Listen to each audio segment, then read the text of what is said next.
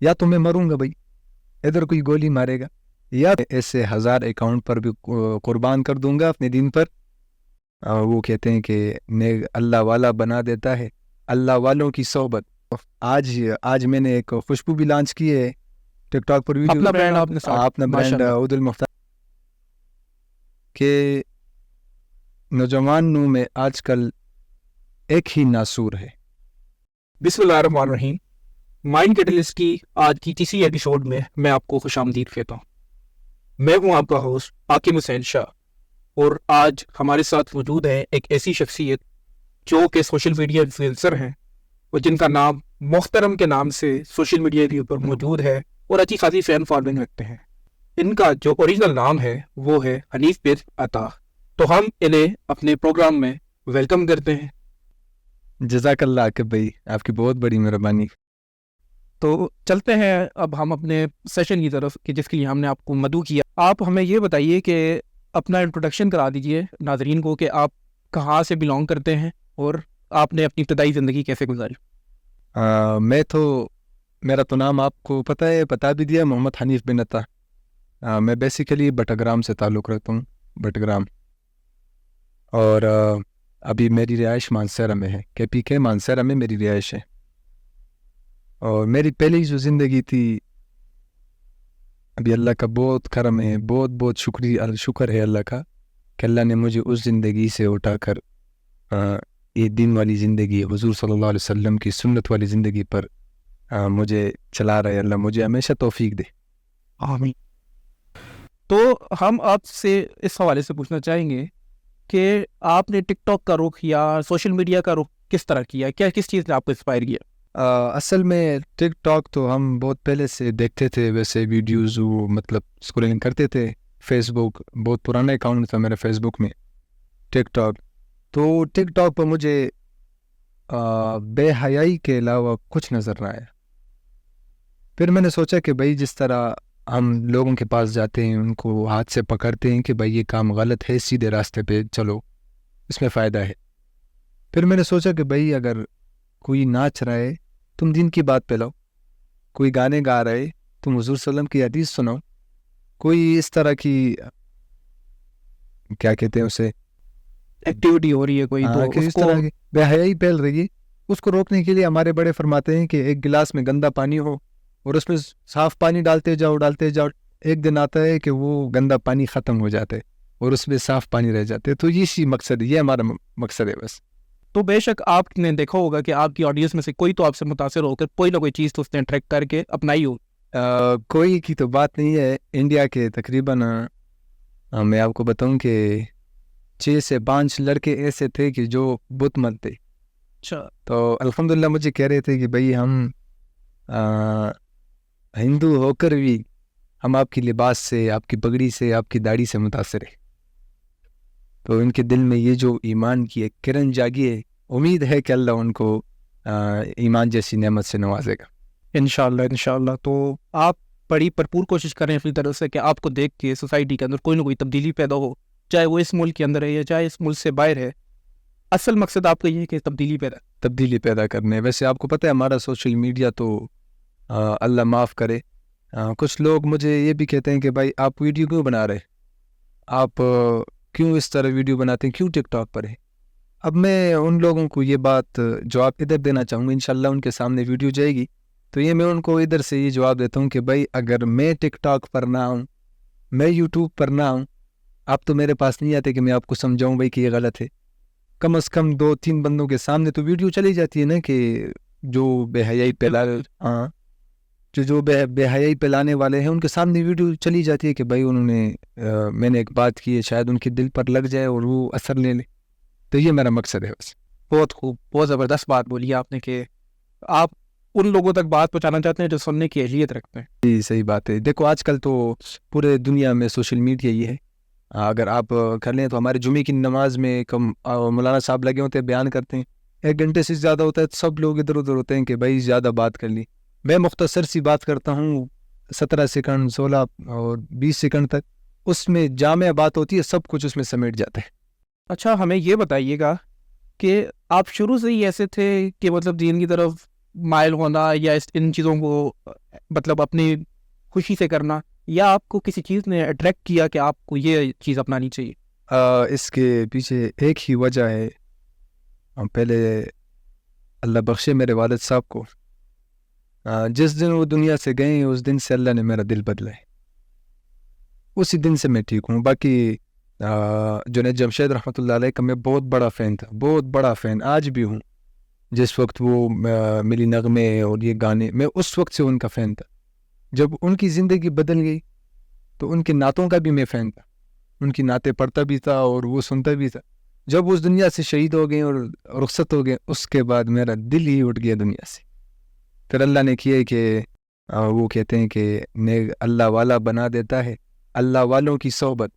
تو میں اپنے ایسے بزرگوں کے پاس، ایسے علماء کرام کے پاس بیٹھا ہوں، اٹھا ہوں، ان کی قدموں کی خاک ہوں کہ اللہ نے مجھے آج یہاں پر بٹھایا.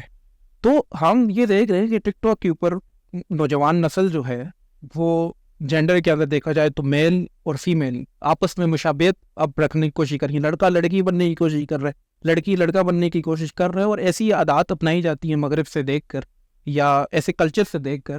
تو آپ اس کے حوالے سے کیا کہتے ہیں کہ کیا یہ چیز نوجوان نسل کے اندر ہونی چاہیے یا نہیں؟ دیکھا جائے تو بہت عرصہ پہلے ادھر پاکستان میں انگریز آتے تھے سائیکلوں پر، موٹر سائیکل پر یا پیدل، اور پوری سیکورٹی دی ہوتی ہے ان کو. تو میرے ذہن میں تو یہ بات ہے کہ یہ جو بے حیائی پھیلی ہے، یہ جو ناچ گانا ٹک ٹاک پر، انسٹا پر جدھر بھی ہے، یہ جو ہمارے پاکستان میں آج کل کے یہ جو نوجوان بھی نہیں کہہ سکتے، یہ جو لڑکیاں جو ہے نہ پہچاننے والی لڑکیاں، یہ جو اٹھی ہے اور یہ ناچ رہی ہے اور عجیب عجیب حرکتیں کر رہی، یہ ان سے سبق لیا ہوا ہے. یہ اس وقت میں نہیں تھے، لیکن ان کے جو بڑے تھے یہ اس وقت میں تھے، انہوں نے یہ ان کو اچھا کہا ہے، اور تبھی آج ٹک ٹاک پر لڑکے اور لڑکیاں ناچ رہے. میں نے اس پر ایک ریئیکشن ویڈیو بنائی تھی یہ ناچنے والے پر. تو آپ کو پتہ ہے دجالی فتنہ ہے سوشل میڈیا بھی، 2 منٹ میں ویڈیو گئی میری، وائلیشن آ گئی کمیونٹی گائیڈ لائنز، وہ ٹک ٹاک والوں نے ڈیلیٹ کر دی. ریئیکشن ویڈیو پر میں نے تو میرے ٹک ٹاک پر آنے کا مقصد ہی تو صرف یہی ہے، یا تو میں مروں گا بھائی، ادھر کوئی گولی مارے گا، یا تو یہ ٹک ٹاک والے لڑکے ٹھیک ہوں گے. لیکن اس بات پہ ہم دیکھیں تو یہ چیز جو آپ کہہ رہے ہیں کہ ہم ٹک ٹاک میں تبدیلی تو پیدا نہیں کر سکتے نا، کیونکہ چلے 100 میں سے 10 لوگ یا 5 لوگ ٹھیک ہو سکتے ہیں، لیکن ٹک ٹاک ایک ایسا پلیٹ فارم ہے جس کو ہر بندے نے جوائن کیا ہوا ہے. تو ہم بطور فرد جو ہے وہ اس میں اس طرح تبدیلی نہیں پیدا کر سکتے جس طرح آپ کہہ رہے ہیں کہ ہم مطلب کرنا چاہ رہے ہیں. جیسے آپ نے کہا کہ میں نے ایک پوسٹ لگائی ویڈیو کی، مجھے وائلیشن آ گئی، تو بتائیں آپ پھر کیا کریں گے؟ آپ کا تو اکاؤنٹ بھی اٹھ سکتا ہے. میں آپ کو ایک بات بتاؤں، میں ایسے 1000 اکاؤنٹ پر بھی قربان کر دوں گا اپنے دین پر. حضور صلی اللہ علیہ وسلم ایک دن رو رہے تھے، ہزاروں قطار رو رہے تھے اپنی امت کے لیے کہ اللہ میری امت کا کیا بنے گا میرے بعد. اللہ جل شان نے وہی نازل فرمایا کہ اگر ان کو ہم ہدایت نہ دے، آپ اپنے آپ کو ہلاکت میں ڈال دو گے. حضور صلی اللہ علیہ وسلم کو کہا ہے، حضور صلی اللہ علیہ وسلم کو یہ بات کہی ہے کہ آپ کے ہاتھ میں ہے محنت کرنا، باقی ہدایت اللہ کے ہاتھ میں. اگر اللہ چاہے تو پورا ٹک ٹاک ٹھیک ہو جائے، اگر اللہ نہ چاہے اور میری وجہ سے ایک بندہ بھی راہ راست پہ آ گیا، میرے لیے بیڑا پار، میں تو جنت میں چلا جاؤں. میں نے تو مزے. بہت بہترین بات کی آپ نے، ایک حدیث سے نکال کر کے آپ کا کام ہے محنت کرنا یا آپ پیغام پہنچانا، وما علینا الا البلاغ، ہدایت دینا اللہ کا کام. بالکل بہت بہترین بات کی. تو آپ کا فیلڈ آف انٹرسٹ کیا ہے؟ مطلب کس فیلڈ میں آپ زیادہ انٹرسٹ لیتے ہیں؟ میں تو بزنس، اگر کوئی دیکھ رہے ہیں میرے چاہنے والے بھائی دیکھ رہے ہیں مجھے، تو ان کو پتہ ہے میں کیا کاروبار کر رہا ہوں. میری اپنی شاپ ہے خوشبو کی، خوشبو محل، اور کل آج میں نے ایک خوشبو بھی لانچ کی ہے ٹک ٹاک پر ویڈیو. اپنا برانڈ عود المحترم، وہ آج الحمدللہ وہ لانچ ہو گئی ہے. وہ میرے ٹک ٹاک اکاؤنٹ پر ہے، ادھر آن لائن کا بھی سسٹم چلا ہے. تو میرے سب بھائیوں کو جو ٹک ٹاک والے فالوور ہیں نا، وہ سب کو میں بھائی کہتا ہوں. بھائیوں کو پتہ ہے کہ میں کیا بزنس کر رہا ہوں. میں تو دکان ہے میری کالج دورائے میں، KPK مانسیرا کالج دورائے میری شاپ ہے. تو یہ جو آپ کا بزنس مائنڈ ہے، مطلب ایک بزنس کرنا، یہ آپ کے اندر خاندانی طور پہ موجود تھا یا آپ نے خود اپنے طور پر اس کو الگ سے لانا چاہا؟ بزنس مائنڈ جو ہے وہ مجھے میرے بھائی عظیم سے ملا ہے. اللہ نے ان کا نام بھی عظیم ہے اور اللہ نے ان کو دل بھی عظیم لوگوں والا دل دیا ہوئے. تو وہ بچپن سے ہی مطلب میٹرک سے اور ایف ای سی کے بعد سے وہ بزنس میں آئے ہیں, مارکیٹ بزنس کر رہے. تو ان کی وجہ سے میرے اندر بھی یہ چیزیں آ رہی ہے کہ منتقل ہو گئی ہے کہ بھائی کے نقش و قدم پر جانا ہے بزنس کے حوالے سے. اور دن کے حوالے سے میں ان کو ذرا سا ٹوکتا بھی ہوں, دعوت بھی دیتا ہوں کہ بھائی آپ اللہ کے راستے میں نکلیں, انشاءاللہ فائدہ ہو. لیکن یہ بزنس کا مائنڈ مجھے بھائی عظیم سے ملا ہے. تو آپ نے ان کی آئیڈیا سے چیز اپنی لانچ کی اور آج آپ اپنا برانڈ لانچ کر رہے ہیں خوشبو کے اندر. ہمارے جو والد صاحب تھے وہ, ہم تو بہت چھوٹے تھے جب وہ اس دنیا سے گئے ہیں, تو ہمیں جو والد صاحب کو محبت ملا ہے عظیم بھائی سے ملا ہے. تو وہی ہے جو ہمارے پیٹھ پیچھے کھڑے ہیں, بس وہ دھکا دے رہے اور ہم آگے جا رہے ہیں. اچھا محترم صاحب, آپ ہمیں یہ بتائیے گا کہ آج کل کی جو نوجوان ہیں ان کو آپ کیا پیغام دینا چاہتے ہیں؟ آج کل کے نوجوانوں کے ہاں تو میرا ایک ہی پیغام ہے